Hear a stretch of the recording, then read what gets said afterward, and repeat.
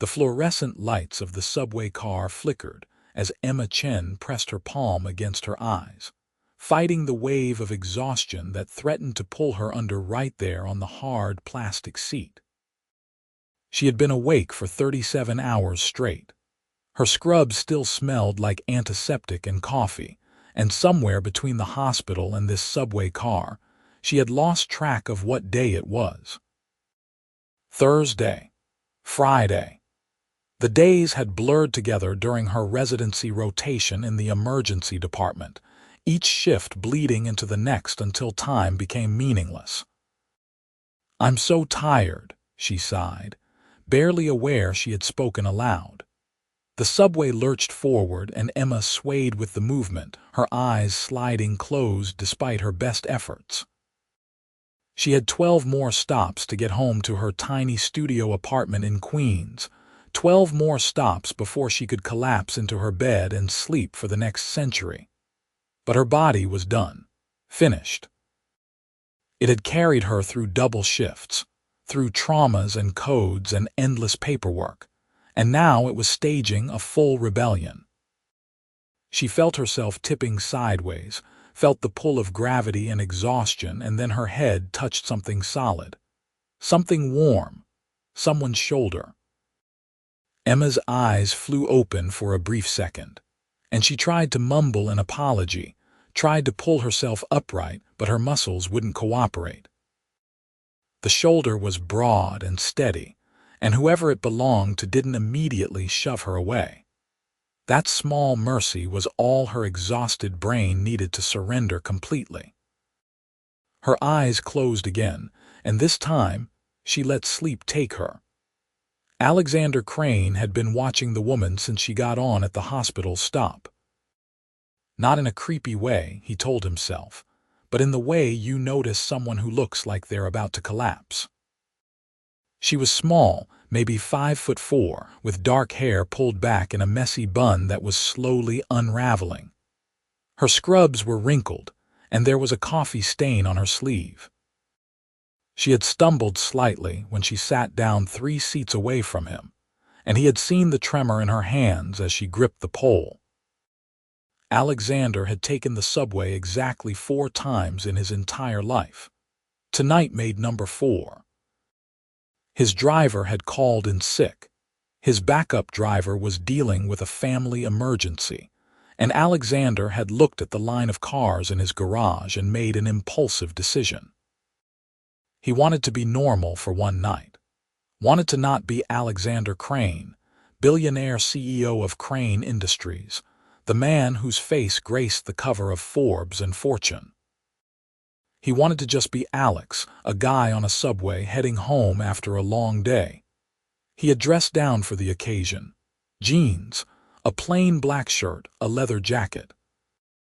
No watch that cost more than most people's cars, no designer labels, nothing that screamed wealth. Just a regular guy on a regular Thursday night. Except regular guys probably didn't have exhausted doctors falling asleep on their shoulders. When her head made contact with his shoulder, Alexander froze. He could smell her shampoo, something clean and simple, mixed with the medicinal scent of the hospital. Her breathing evened out almost immediately, and he felt the weight of her body as she truly relaxed into sleep. His first instinct was to wake her gently, to help her sit up. But something stopped him. Maybe it was the dark circles under her eyes that he had noticed when she first sat down. Maybe it was the way her hands had been shaking. Maybe it was just basic human decency. He stayed perfectly still, letting this stranger sleep on his shoulder as the subway rattled through the tunnel. The car was relatively empty for a Thursday night. An older man dozed at the far end, and a couple of teenagers were absorbed in their phones near the doors. No one paid attention to Alexander and his unexpected companion. He found himself relaxing slightly, adjusting his position so she could rest more comfortably without waking her.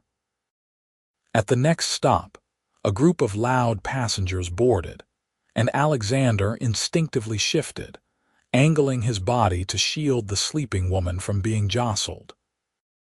She made a small sound, something between a sigh and a murmur, and settled deeper against his shoulder. Alexander looked down at her face, peaceful in sleep. She was pretty, he realized, in an understated way. No makeup that he could see, just natural features softened by exhaustion and sleep. There was a small scar on her chin, barely visible, and a smattering of freckles across her nose. He pulled out his phone with his free hand, careful not to move too much, and checked his messages. 17 emails, 6 texts, 3 missed calls. All work-related. All urgent, according to the subject lines. None of them actually urgent in the grand scheme of things. Alexander Crane had built his empire from the ground up. At 32, he was one of the youngest self-made billionaires in the country. Crane Industries had started as a small manufacturing company he inherited from his father, drowning in debt and outdated practices. Alexander had revolutionized it, pivoted to sustainable materials and innovative design, and turned it into a powerhouse that now employed over 15,000 people across 3 countries. He worked 16-hour days regularly. He understood exhaustion. But looking at this woman sleeping on his shoulder, he suspected her exhaustion was different. His exhaustion came from choice, from ambition and drive.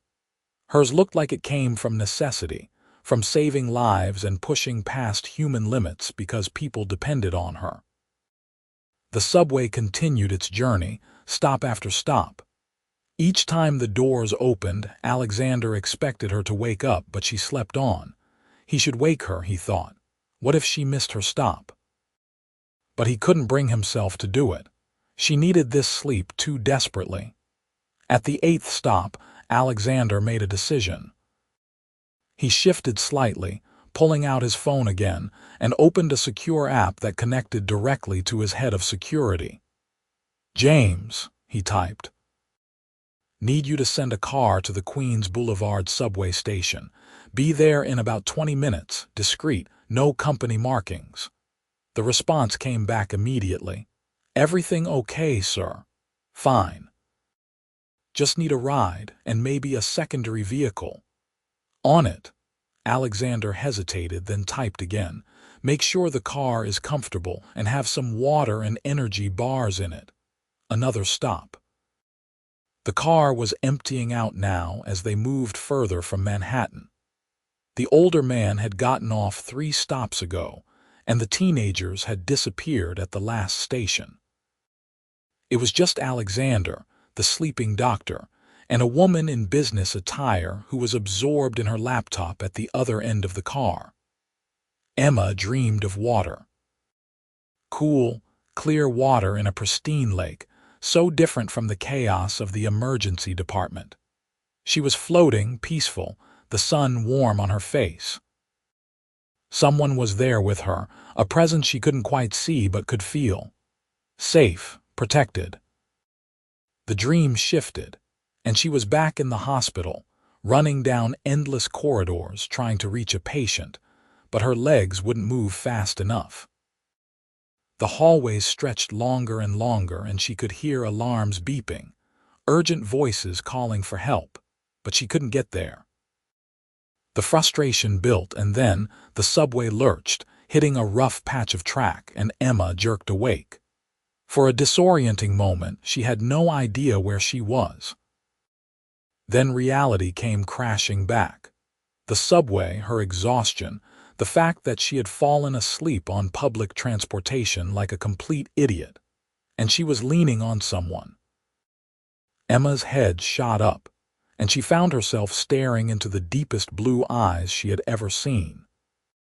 The man she had been using as a pillow was looking down at her, with an expression that was equal parts amused and concerned. "Oh my God," Emma gasped, pushing herself upright and immediately regretting the sudden movement as her head spun. I am so sorry. I didn't mean to. How long was I? She looked around wildly, trying to orient herself. What stop is this? Queens Boulevard is next, the man said. His voice was deep and steady, calming. You've been asleep for about 40 minutes. 40 minutes. Emma's voice came out as a squeak. She wanted to die. She wanted the subway floor to open up and swallow her whole. I am so incredibly sorry. You should have woken me up. Oh God, this is so embarrassing. You looked like you needed the sleep, he said simply. Bad shift. Emma laughed, a slightly hysterical sound. You could say that. 37 hours in the emergency department. I'm a resident, second year. We had a multi-vehicle accident come in, and then a code, and then everything just kept coming. And I was supposed to leave 12 hours ago, but we were short-staffed. And she stopped herself, realizing she was rambling to a complete stranger. Sorry, you don't need my life story. I just assaulted you with my unconscious body for 40 minutes. The corner of his mouth ticked up in what might have been a smile. It's not the worst thing that's ever happened to me on the subway. This is actually my first time falling asleep on a stranger, Emma said, and then wanted to slap herself. Why was she still talking?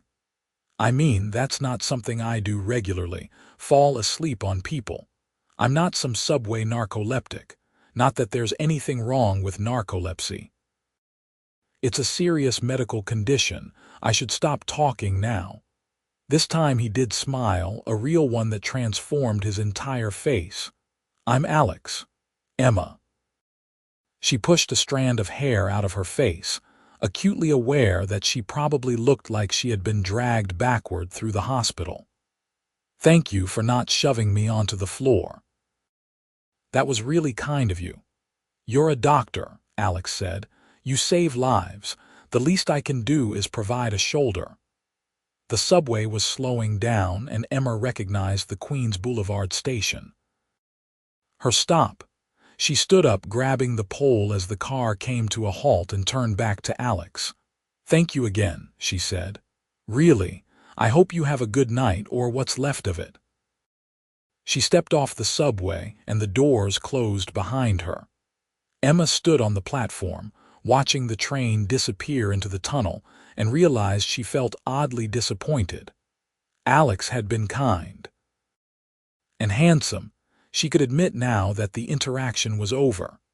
Tall, probably 6'2" or 3", with dark hair and those incredible blue eyes.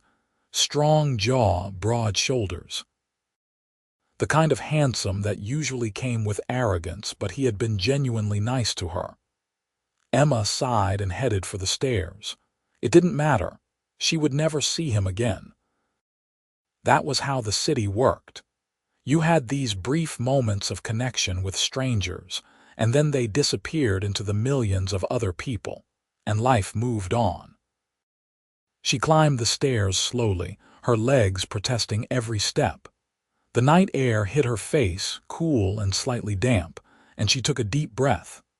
Home was 3 blocks away. She could make it 3 blocks. Emma, she spun around, nearly losing her balance, and there was Alex standing at the top of the stairs behind her. You got off, she said stupidly. I did. He moved closer, and she could see him more clearly under the streetlights. He was even better looking than she had realized on the subway, and there was something about the way he carried himself, a confidence that spoke of someone used to being in control. This might be incredibly forward, and feel free to tell me to get lost, but I have a car coming. Can I give you a ride home? Emma's exhausted brain struggled to process this. A car? How did you? It's been like 2 minutes since we got off the subway. I texted while you were sleeping, Alex admitted. I wanted to make sure you got home safely. You looked dead on your feet. There were so many red flags in that statement. Stranger, car, late at night.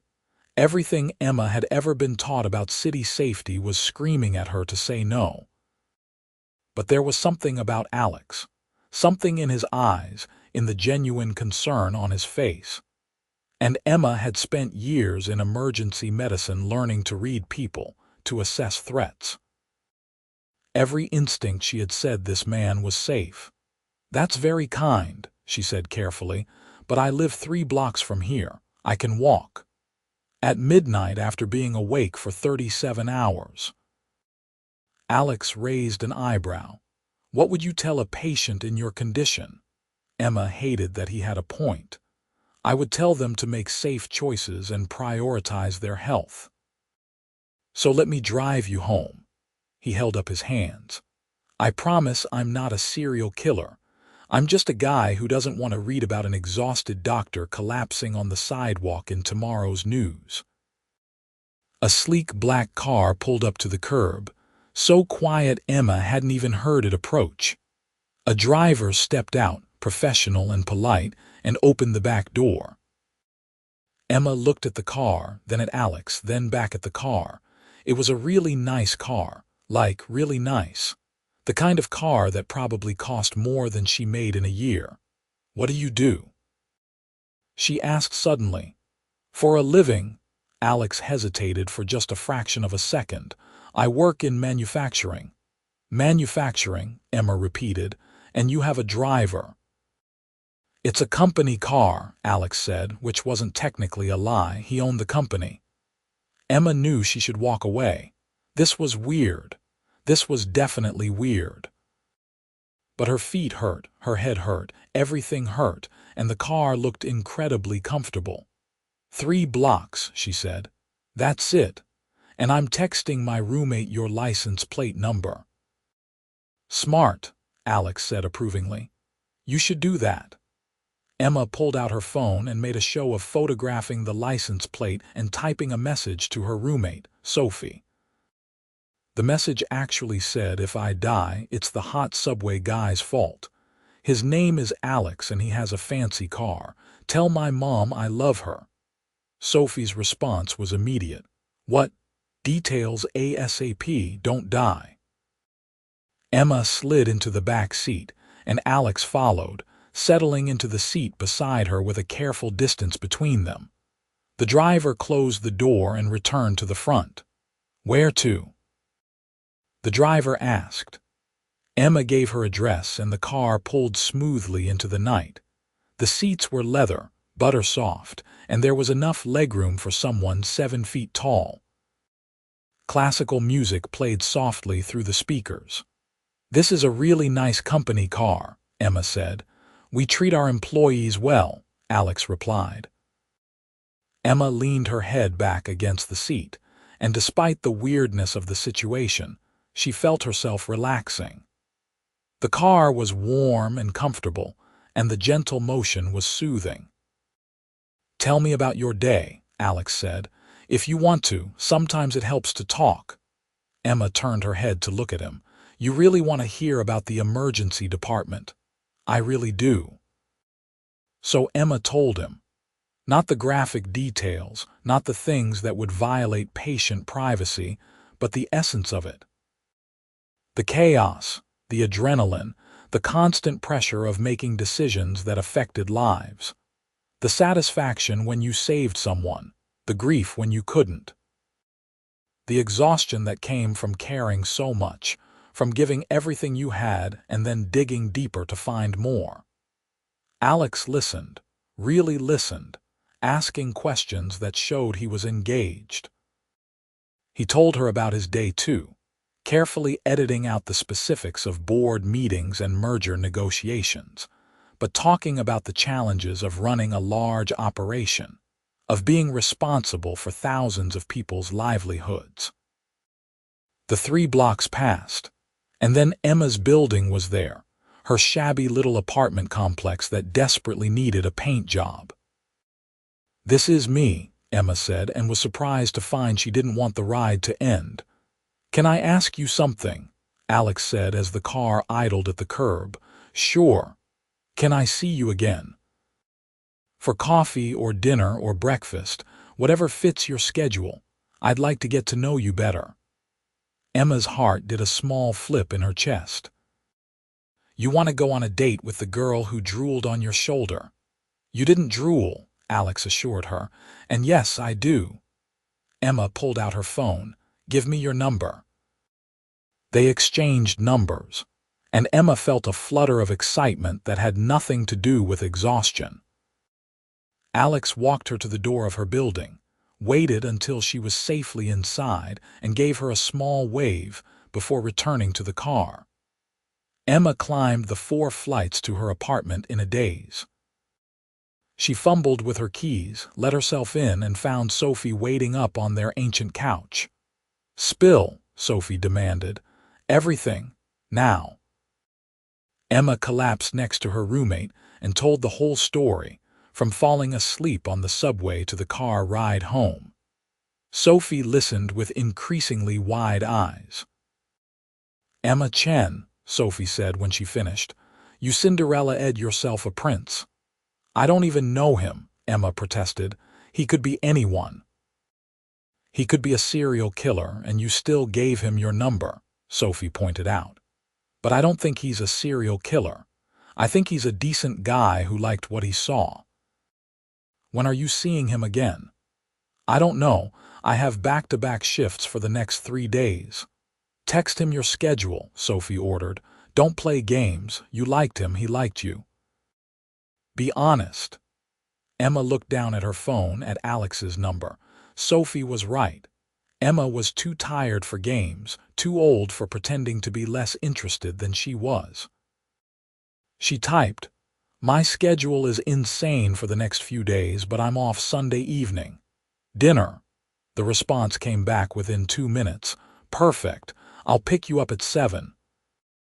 Emma smiled and fell sideways on the couch, finally letting her body fully succumb to exhaustion. Sophie threw a blanket over her and turned off the lights, and Emma slept for 14 hours straight. Sunday evening arrived faster than Emma expected. Her 3-day stretch of shifts had been brutal but manageable, and she had spent her entire Sunday afternoon in a state of nervous energy, trying on every outfit she owned and texting Sophie increasingly panicked messages about whether this was a good idea. "It's dinner with a nice guy," Sophie had texted back. "Not a marriage proposal. Calm down." But Emma couldn't calm down. She had been on dates before, of course. Awkward setups from well-meaning friends. A few attempts at app dating that had gone nowhere. One relationship in medical school that had fizzled out under the pressure of their schedules. Nothing that had made her feel like this, nervous and excited and terrified all at once. At 6:45, she was ready. Dark jeans, a soft green sweater that Sophie insisted brought out her eyes, minimal makeup, because she still barely remembered how to do more than basic eyeliner. Her hair was down for once, falling past her shoulders in dark waves. Her phone buzzed at exactly 7. Downstairs. Emma took a deep breath, grabbed her jacket and headed down. Alex was leaning against a car, different from the one that had driven her home on Thursday. This one was smaller, sportier, something that looked fast and expensive. He wore dark slacks and a gray button-down, and when he saw her, his face lit up with a smile that made Emma's stomach do gymnastics. "You look beautiful," he said, opening the passenger door for her. "You clean up pretty well yourself," Emma replied, sliding into the car. The interior smelled like leather and something spicy, probably his cologne. Alex drove them into Manhattan, and they talked easily about everything and nothing. Emma learned that he was an only child, that his mother was retired and lived in Connecticut, that he had played soccer in college before focusing on his career. He asked her about medical school, about her family, and Emma told him about her parents who had immigrated from Taiwan, about her older brother who was a professor, about growing up in a household where academic excellence was expected, but love was never conditional. They ended up in a small Italian restaurant in the West Village. The kind of place that didn't look like much from the outside, but was clearly popular based on the crowd waiting for tables. Alex had apparently made a reservation because they were seated immediately in a cozy corner booth. "How did you know about this place?" Emma asked, looking at the menu. "I know the owner," Alex said. "Family friend. The food is incredible." He wasn't wrong.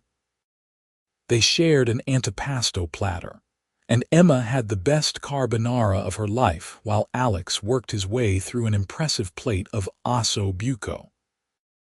They talked through the entire meal, conversation flowing naturally from topic to topic. Emma found herself laughing more than she had in months, and Alex seemed genuinely interested in everything she had to say. "Okay, real talk," Emma said over tiramisu that they were sharing. "What do you actually do? Because I'm getting the feeling that I work in manufacturing is a pretty significant understatement." Alex set down his fork and met her eyes. "Would it matter what I do?" "I don't know," Emma said honestly. "Maybe. It depends on what you're not telling me." "I own a company," Alex said carefully, "Crane Industries. We manufacture sustainable materials for construction and design. It's a big company, very big, and that comes with a lot of complications." Emma's eyes widened. "Crane Industries." "Like the Crane Industries, the one that just got profiled in the New York Times for revolutionizing sustainable building materials. You read that article?" "My dad sent it to me," Emma said. "He's obsessed with sustainable technology."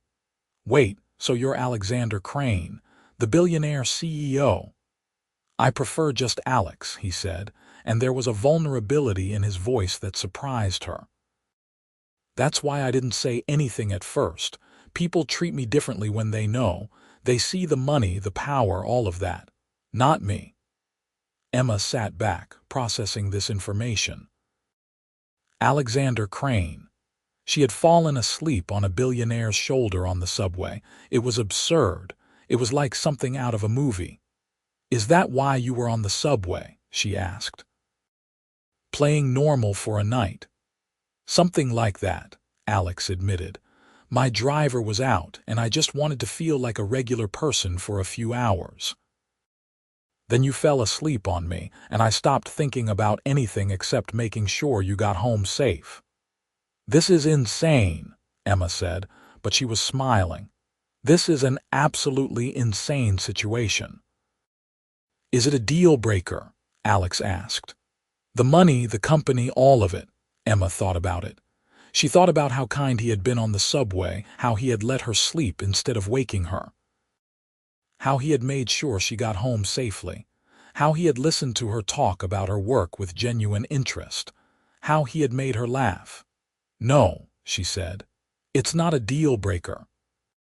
"But you're buying dinner because I'm a resident and I eat ramen 3 times a week." Alex laughed, the tension breaking. "Deal." They stayed at the restaurant until closing, talking and laughing. When they finally left, Alex drove Emma home the long way, taking the scenic route through the city. They talked about their dreams, their fears, their goals.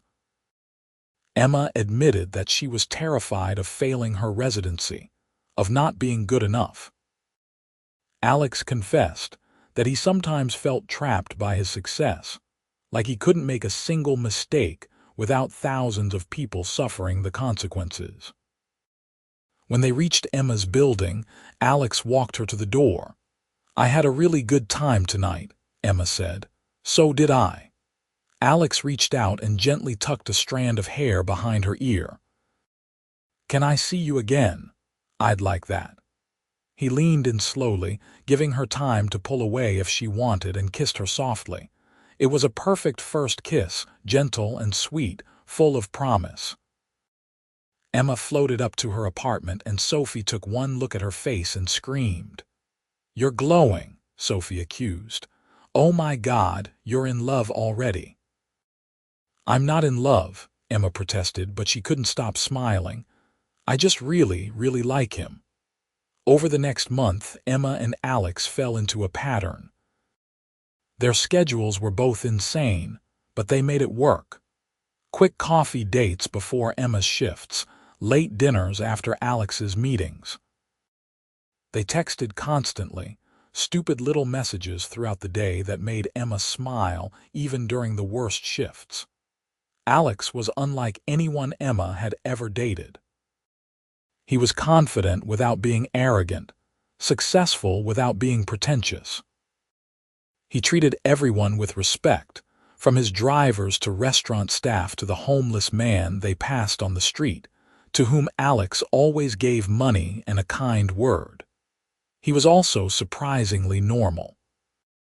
He did his own grocery shopping when he had time, knew how to cook, had strong opinions about action movies and terrible taste in music that Emma teased him about mercilessly. He was just Alex, who happened to have $1 billion and run a massive company. Emma met his mother, Elizabeth, 3 weeks into dating. Alex had been nervous about it, which Emma found endearing. Elizabeth was elegant and kind, and she grilled Emma about her medical training with genuine interest. By the end of brunch, she was showing Emma baby pictures of Alex and telling embarrassing childhood stories that made him groan.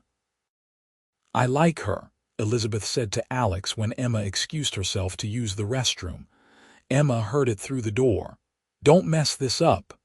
"I'm not planning to," Alex replied. Alex met Emma's family on a Sunday dinner at their place in New Jersey. Emma had warned him that it would be chaotic and loud, and that her mother would ask inappropriate questions. She hadn't warned him that her father would spend the first hour quizzing him about Crane Industries' sustainability practices, or that her brother would challenge him to a game of chess that turned into an intense 3-hour battle that Alex won by a single move.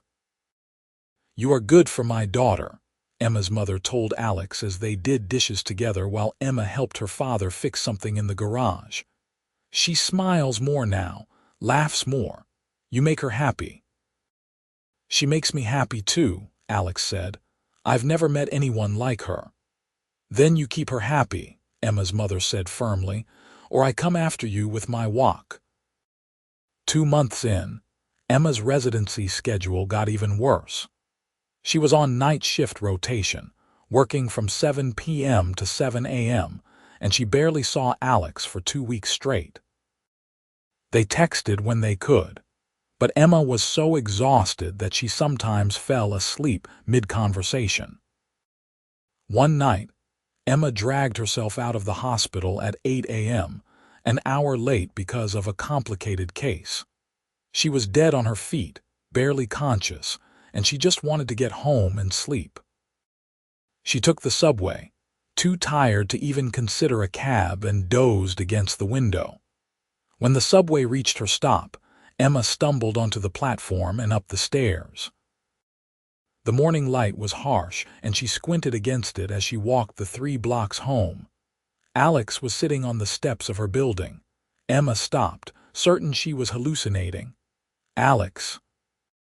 He stood up, and she could see the concern on his face. "I know your shift ended at 7. When you didn't text by 8, I got worried. I called the hospital, and they said you had just left. You came here to check on me." Emma's exhausted brain was struggling to process this. "I wanted to make sure you were okay." He moved closer, and Emma could see the worry in his eyes. "You look exhausted." "I am exhausted," Emma admitted. "There was a multi-car pileup, and we had 4 critical patients come in at once, and I had to intubate a guy in the trauma bay, and everything was chaos, and I'm just so tired, Alex." Her voice broke on the last word, and suddenly she was crying, all the stress and exhaustion and pressure of the last 2 weeks pouring out of her. Alex pulled her into his arms, and Emma buried her face in his chest and sobbed. He didn't try to fix it or tell her it would be okay. He just held her, one hand stroking her hair, murmuring soft, comforting sounds. When Emma finally cried herself out, he gently guided her into the building and up to her apartment. Sophie had already left for her own job, and the apartment was empty. Alex helped Emma out of her shoes and her jacket. He found a clean t-shirt in her drawer and handed it to her. "Go change. Get ready for bed." Emma was too tired to argue. She changed in the bathroom, washed her face, brushed her teeth. When she came out, Alex had pulled back the covers on her bed and set a glass of water on the nightstand. "Sleep," he said gently. "I'll stay until you're out, then lock the door behind me." Emma crawled into bed and it felt like heaven. Alex sat on the edge of the mattress and Emma reached for his hand. "Stay," she said. "Please, just for a little while." Alex hesitated, then nodded. He lay down on top of the covers, fully clothed, and Emma curled into his side. His arms came around her, solid and safe, and Emma felt herself relaxing in a way she hadn't in weeks. "I've got you," Alex murmured. "You're safe. You can rest." Emma fell asleep to the steady rhythm of his heartbeat, and she slept for 10 hours straight. When she woke up, Alex was gone, but there was a note on the nightstand. "You were sleeping so peacefully I didn't want to wake you. There's food in the fridge for when you get hungry. Text me when you're up. You're amazing, and I'm in awe of what you do every day." Emma found the fridge stocked with her favorite foods, healthy prepared meals that just needed to be heated up, fresh fruit, good coffee. Enough for several days. She texted, "You're too good to me." His response, "Impossible. There's no such thing as too good for you." Emma realized she was falling in love with him, actually, truly falling in love. The terrifying, wonderful, all-consuming kind of love that she had always thought was just for movies and romance novels. 3 months into their relationship, Alex invited Emma to a charity gala that Crane Industries was sponsoring. It was a big event, black tie, with a lot of important people attending. Emma was nervous about it, about being in that world, but Alex assured her she would be fine. Sophie took Emma shopping, and they found a dress that made Emma feel like a princess. It was midnight blue, fitted through the bodice and flowing from the waist, with delicate beading that caught the light. Sophie did Emma's makeup and hair, and when Emma looked in the mirror, she barely recognized herself. Alex picked her up in a limousine because apparently that was just how you went to these kinds of events. When he saw her, his eyes went wide. "Emma," he breathed, "you're stunning." "You're not so bad yourself," Emma said. Alex in a tuxedo was a sight to behold, all sharp lines and elegant sophistication. The gala was overwhelming. There were hundreds of people, all dressed to the nines, champagne flowing, orchestras playing. Emma recognized faces from television and magazines, business leaders and politicians and celebrities. She felt completely out of her depth, but Alex never left her side. He introduced her to everyone as Emma, my girlfriend, she's a doctor.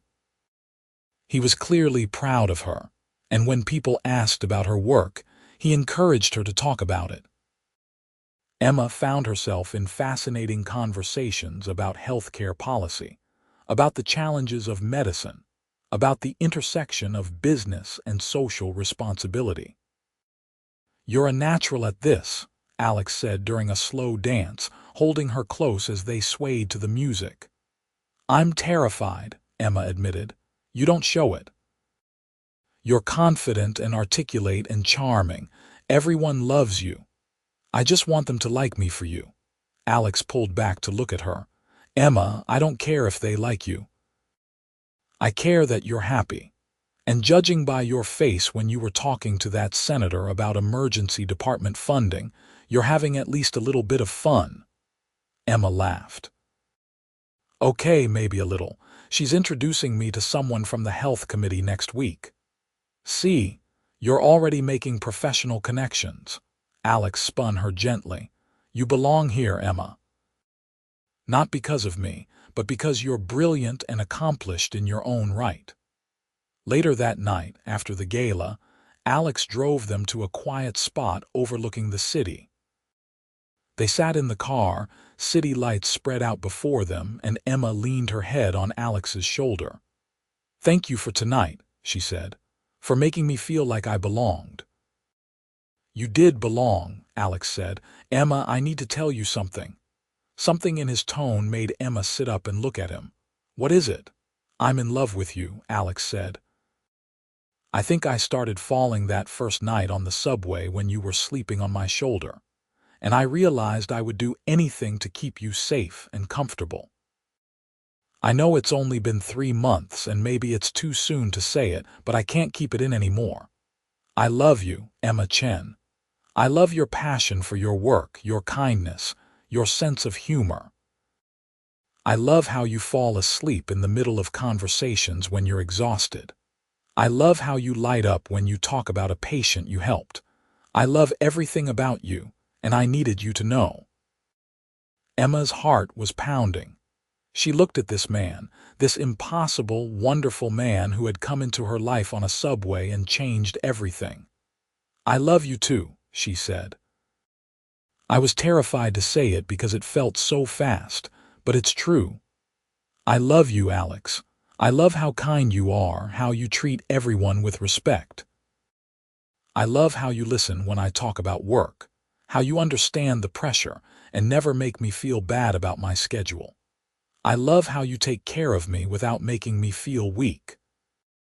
I love your terrible music taste and your competitive streak, and the way you always tip at least 50%. I love you." Alex kissed her then, deep and passionate, and Emma kissed him back with everything she had.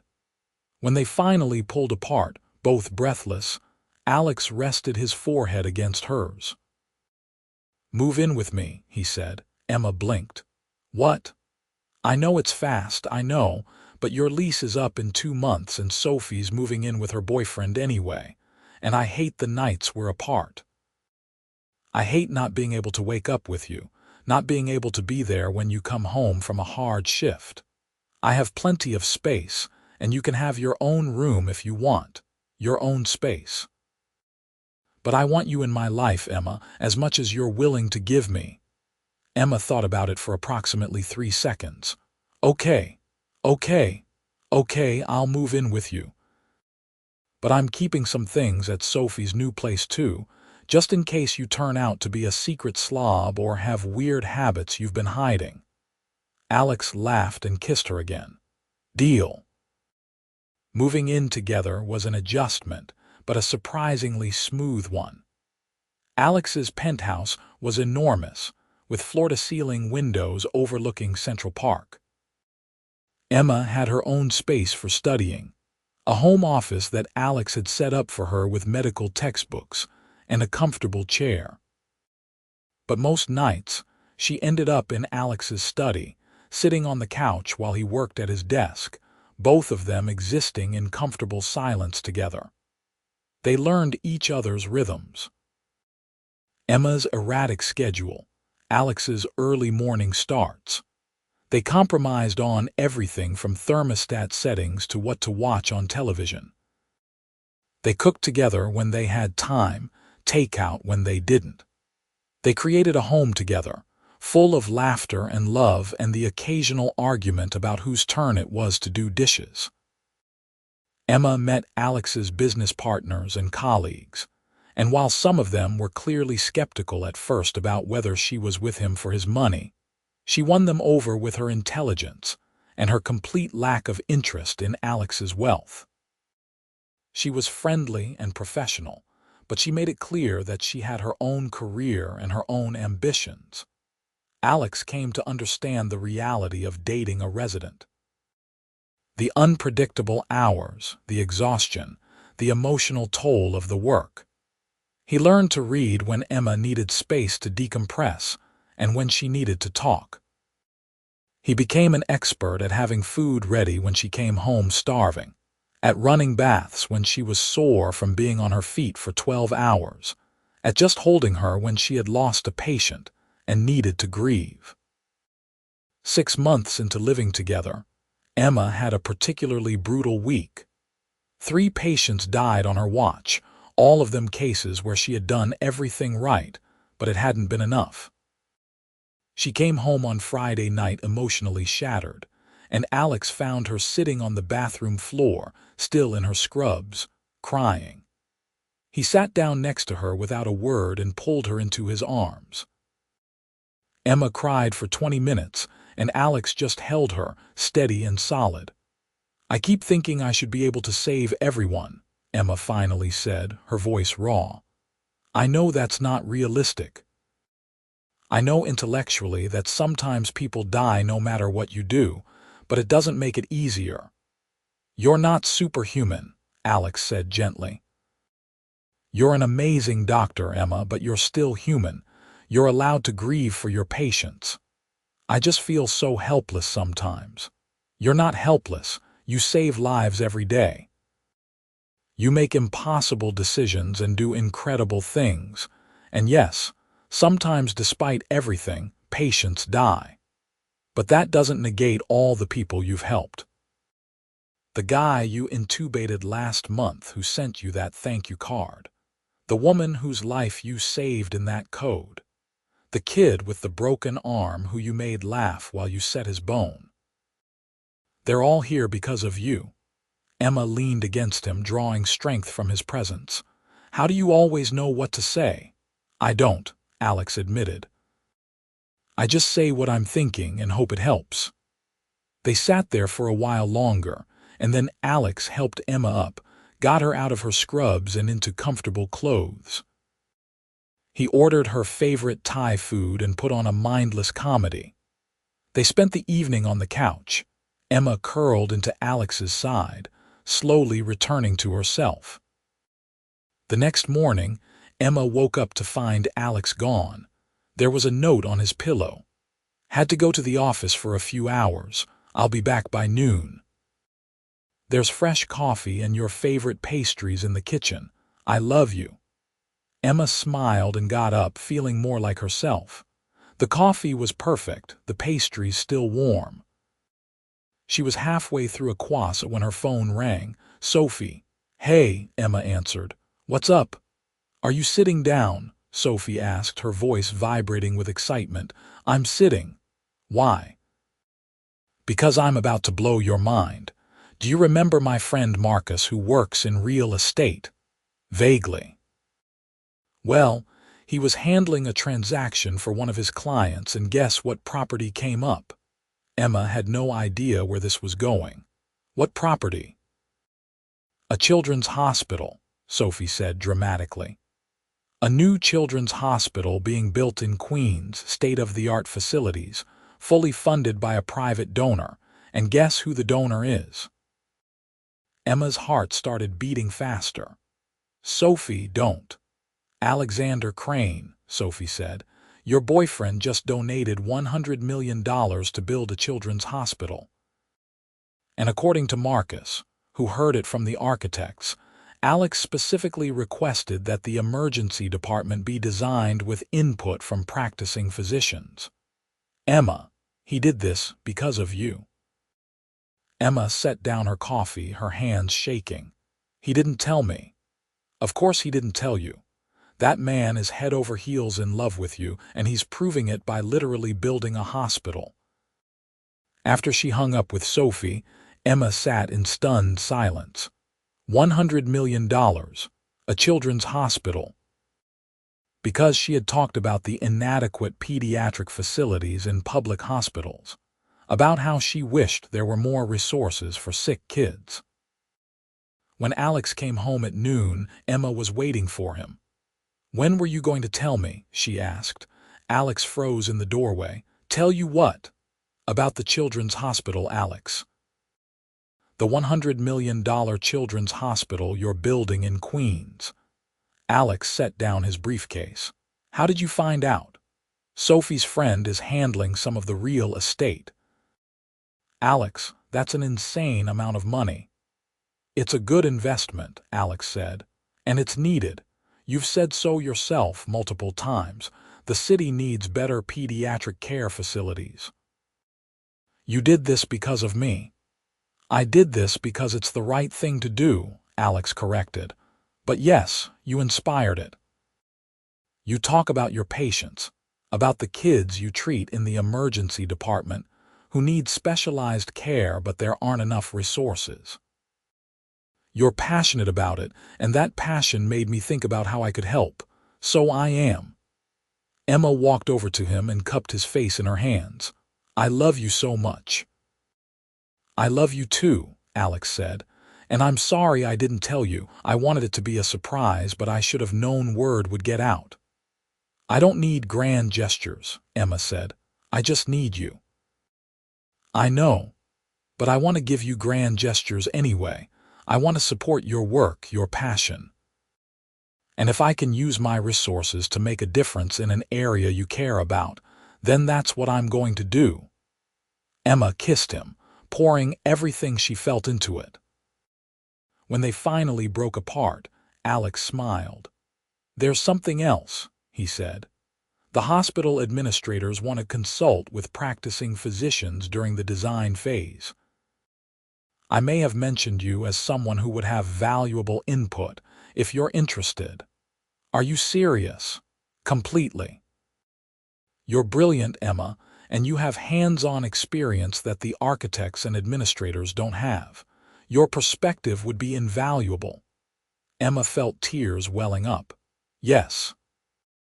Yes, I want to help.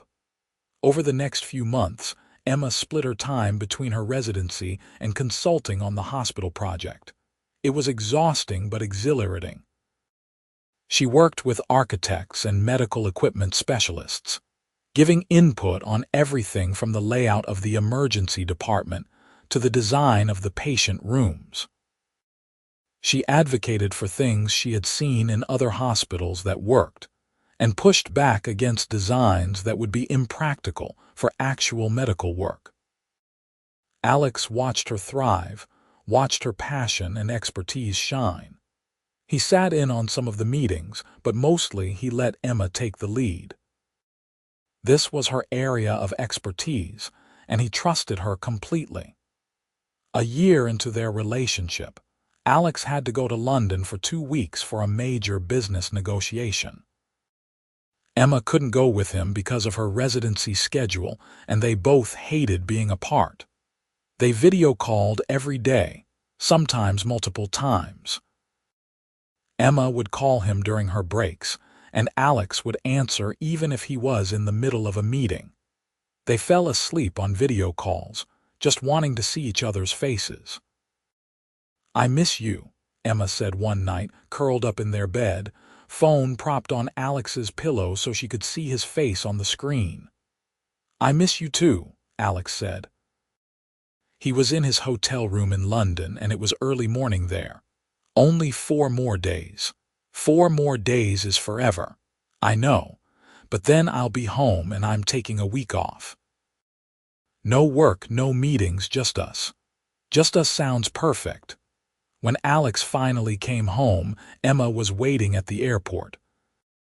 She had switched shifts with another resident to be there, and when she saw him coming through customs, she ran. Alex dropped his bag and caught her, lifting her off her feet and spinning her around. I love you, Emma said, kissing him. I love you, I love you, I love you. I love you too, Alex said, so much. They spent Alex's week off in the Hamptons, at a beach house that Alex's company kept for executive retreats, but was empty that week. It was peaceful and private, and they spent the days walking on the beach, cooking together, making love, and just being together without the pressure of work or schedules or the outside world. One evening, they were sitting on the beach watching the sunset. Emma was nestled between Alex's legs, her back against his chest, his arms around her waist. I have something I want to talk to you about, Alex said. That sounds ominous. It's not ominous, at least I hope it's not. Alex took a deep breath. Emma, I know you want to finish your residency in New York, and I know you're considering applying for a fellowship after that. Whatever you want to do, wherever you want to go, I want you to know that I'm with you. If you want to stay in New York, we stay in New York. If you get into a fellowship program in California or Boston or anywhere else, then we go there. My company is stable enough that I can run it from anywhere, and I will go wherever you need to go for your career. Emma twisted around to look at him. You'd really do that? Uproot your entire life for my career? In a heartbeat, Alex said. You're my priority, Emma, always. Your dreams, your goals, your happiness. That's what matters to me. Emma felt tears welling up. I don't deserve you. You deserve everything, Alex said fiercely. You deserve the world, and I'm going to do everything in my power to give it to you.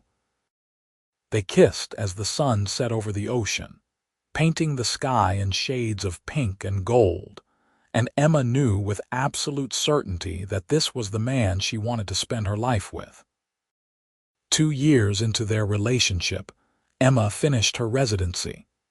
It was a huge accomplishment, and Alex threw a party for her with all her friends and family. Emma's parents flew in, and even her brother made it, and everyone celebrated Emma's achievement. I'm so proud of you, Alex said, pulling her aside during the party. Dr. Chen, it sounds perfect. I couldn't have done it without you, Emma said. Your support, your understanding about the schedule, everything, you made this possible. You made this possible, Alex corrected. Your intelligence, your dedication, your skill, I just loved you while you did it. Emma had decided to stay in New York for her fellowship, specializing in emergency medicine. The children's hospital that Alex had funded was set to open in 6 months, and Emma had been offered a position there once her fellowship was complete. Everything was falling into place. Their life together was exactly what Emma had always dreamed of.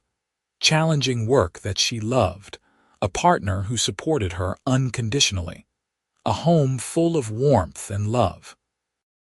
One Saturday morning, Alex woke Emma up early. Get dressed, he said. We're going somewhere.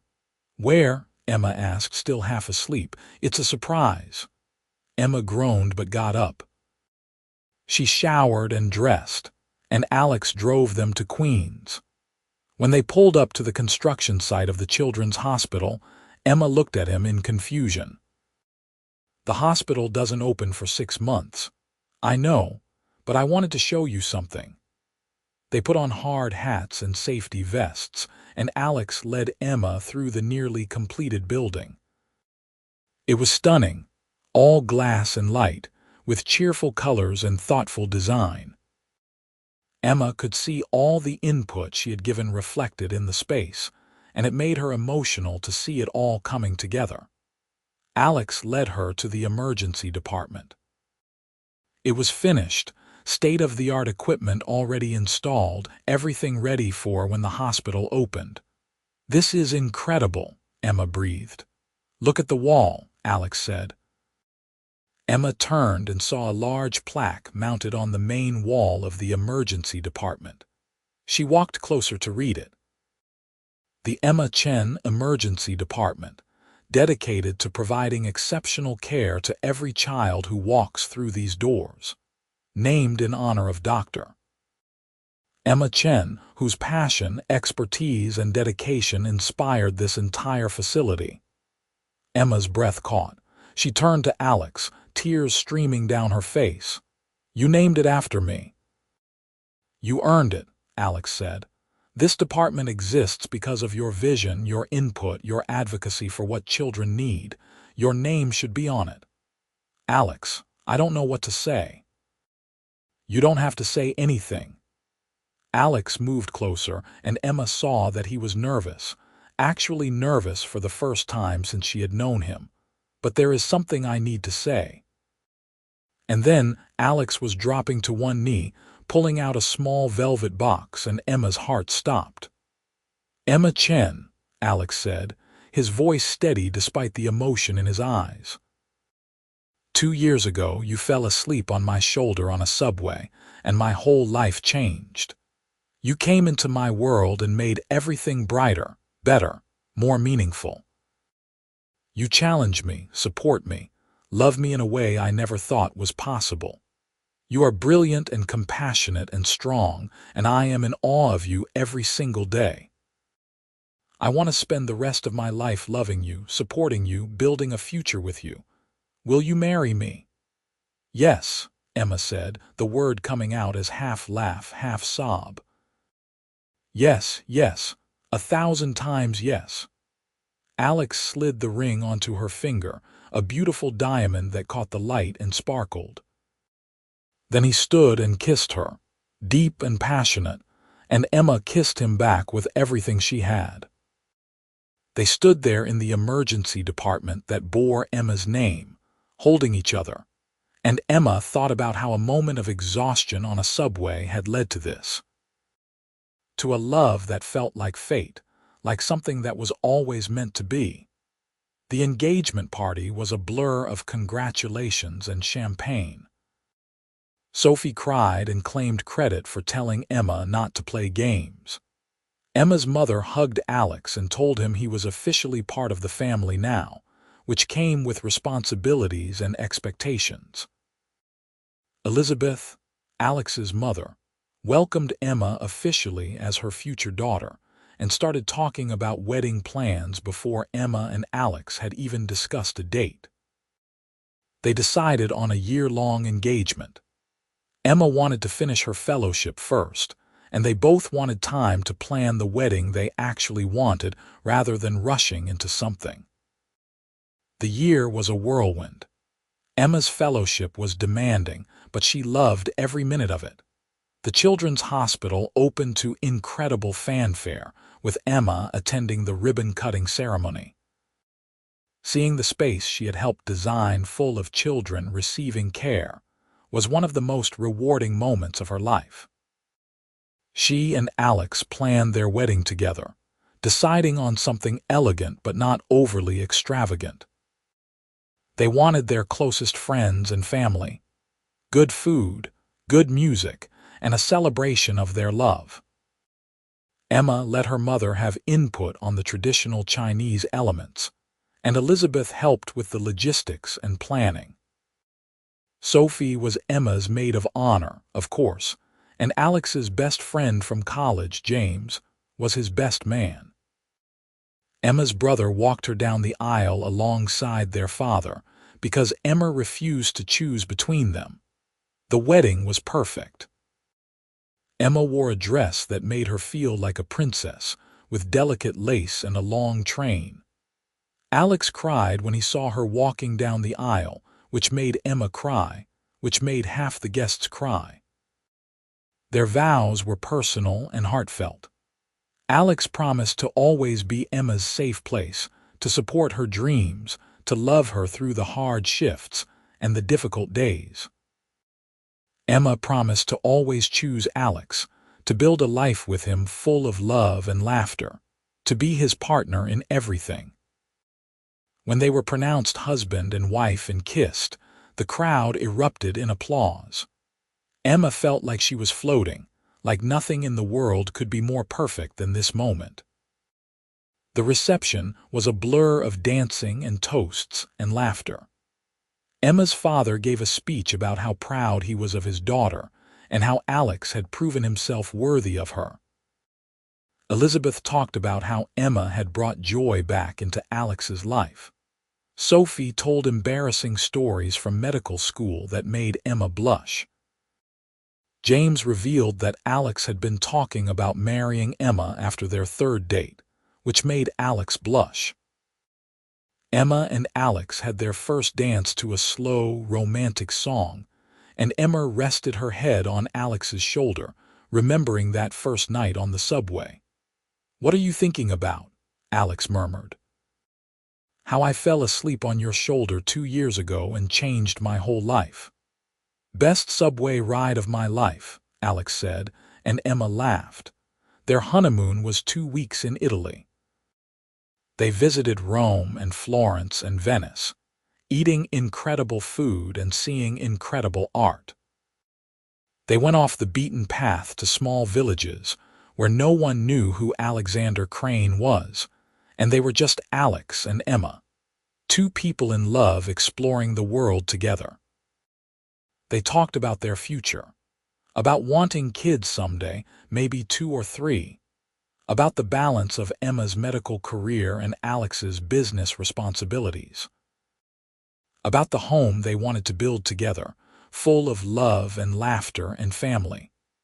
When they returned to New York, they settled into married life.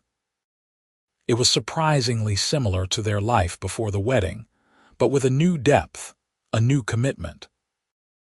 They were partners in every sense of the word, making decisions together, supporting each other through challenges, celebrating victories together. Emma finished her fellowship and took the position at the Children's Hospital, working in the emergency department that bore her name. It was demanding work, but she loved it. Alex continued to run Crane Industries, expanding into new markets and new initiatives, always with an eye toward sustainability and social responsibility. A year after their wedding, Emma discovered she was pregnant. She told Alex over dinner at home, just the two of them, and he reacted exactly as she had hoped, with pure joy. He pulled her into his arms and held her close, and Emma could feel his heart racing. "We're having a baby," he said, wonder in his voice. "We're having a baby," Emma confirmed. The pregnancy was relatively smooth. Emma worked until her 7th month, then reluctantly took leave as her due date approached. Alex was attentive and supportive, rubbing her feet when they were swollen, making food runs at odd hours, attending every doctor's appointment. Their daughter was born on a sunny morning in May, tiny and perfect, with dark hair and blue eyes that Emma swore would eventually turn brown. They named her Lily Elizabeth Crane, after Alex's mother, and because they both loved the name. Holding Lily for the first time, Emma felt overwhelmed with love. She looked at Alex, who was staring at their daughter with tears streaming down his face, and felt like her heart might burst. "She's perfect," Alex whispered. "She really is," Emma agreed. Parenthood was challenging and exhausting and wonderful. Alex was a hands-on father, changing diapers and doing night feedings and learning to soothe Lily when she cried. Emma took 6 months of maternity leave, and when she returned to work part-time, Alex adjusted his schedule so he could be home more. They figured it out together, this balance of parenthood and careers and marriage. There were difficult moments, times when they were both exhausted and short-tempered. But they always came back to each other, always communicated, always chose love. 2 years after Lily was born, they had their son, James Alexander Crane. He looked exactly like Alex, and Emma joked that he hadn't needed to contribute at all. James was an easy baby, happy and content, and Lily was instantly obsessed with her baby brother. Life was full and chaotic and beautiful. Emma worked 3 days a week at the hospital, enough to stay engaged in medicine, but not so much that she felt like she was missing her children growing up. Alex had promoted trusted executives to handle more of the day-to-day operations at Crane Industries, freeing him up to be present for his family. They bought a house in Connecticut, something with a big yard for the kids to play in, but kept the penthouse in the city for when they needed to be in Manhattan. Weekends were spent as a family, going to parks and museums, hosting dinners with friends and family, building a life full of love and laughter. Emma's parents visited often, and Lily and James adored their grandparents. Elizabeth was a devoted grandmother, spoiling the children shamelessly and backing up Emma and Alex's parenting decisions without question. The children grew up surrounded by love, by family, by people who wanted the best for them. On their 5th wedding anniversary, Alex surprised Emma with a weekend away, just the two of them. Elizabeth watched the kids, and Alex took Emma back to the Hamptons, to the same beach house where he had promised to follow her anywhere. They walked on the beach at sunset, hand in hand, and Emma thought about how far they had come. From that exhausted girl falling asleep on a stranger's shoulder to this, a marriage, 2 beautiful children, a life full of purpose and love. "Do you ever regret it?" Emma asked. Taking the subway that night, Alex looked at her like she had grown a second head. "Regret meeting you, regret the best thing that ever happened to me. Never, not for a single second. Even though I drooled on your shoulder." "You didn't drool," Alex insisted, as he always did when she brought it up. "And even if you had, it would have been worth it. Emma, you are the love of my life. You and our children are everything to me. I would ride that subway every night for the rest of my life if it meant finding you." Emma stopped walking and turned to face him. The setting sun painted the sky in shades of orange and pink, and the ocean breeze lifted her hair. She looked at her husband, this man who had been a stranger 2 years ago and was now her whole world. "I love you," she said. "I love the life we've built together. I love our family. I love that a moment of exhaustion and a stranger's kindness turned into this incredible love story." "I love you too," Alex said. "Always." They kissed as the sun set, just like they had on this same beach years ago, and Emma felt grateful for every moment that had led them here. For the exhaustion that had made her fall asleep, for Alex's kindness in letting her rest, for the courage they had both shown in taking a chance on love.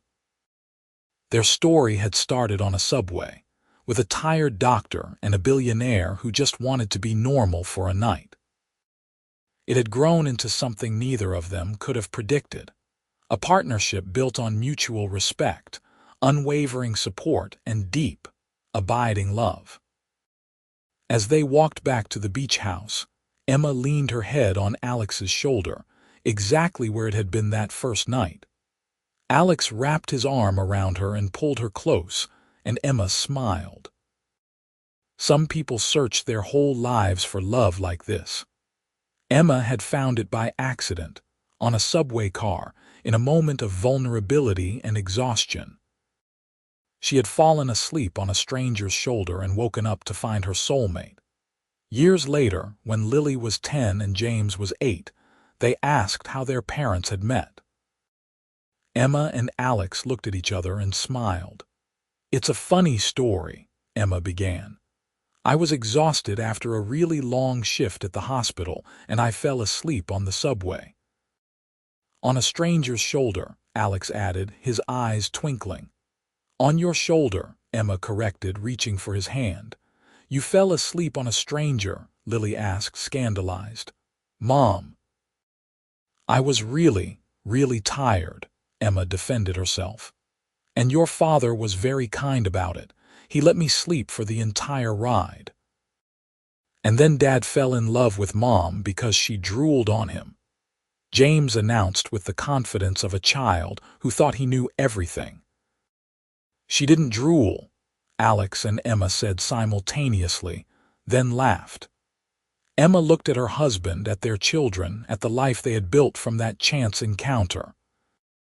She thought about all the moments that had led them here. The coffee dates and the charity gala, the hospital opening and the proposal, the wedding and the births of their children.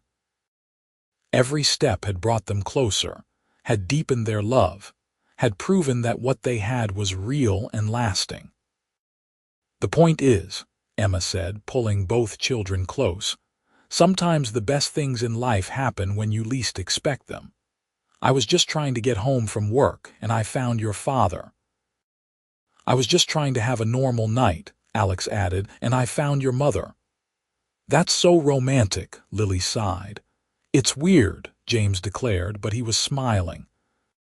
That night, after the children were asleep, Emma and Alex sat on their back porch, watching the stars come out. They had done this countless times over the years, these quiet moments together when the chaos of the day had settled and it was just the two of them. "Happy?" Alex asked, pulling Emma close. "Incredibly," Emma said. "You? More than I ever thought possible." They sat in comfortable silence, and Emma thought about how a single moment could change everything. One subway ride, one kind gesture, one chance meeting that had blossomed into the greatest love story of her life. Emma Chen had fallen asleep on a billionaire's shoulder and woken up to find her happily ever after. It was improbable and unlikely and absolutely perfect. It was their story, full of love and laughter and challenges overcome together. It was a life neither of them would change for anything. As the stars multiplied overhead and Alex's arms tightened around her, Emma smiled. She had started that subway journey exhausted and alone, just trying to make it home. She had ended it with everything she had ever wanted, even things she hadn't known to dream of. Sometimes fate worked in mysterious ways. Sometimes a moment of vulnerability led to a lifetime of love. Sometimes falling asleep on a stranger's shoulder was the beginning of something extraordinary. And sometimes, happily ever after started with a sigh, a subway, and a kind stranger who turned out to be so much more.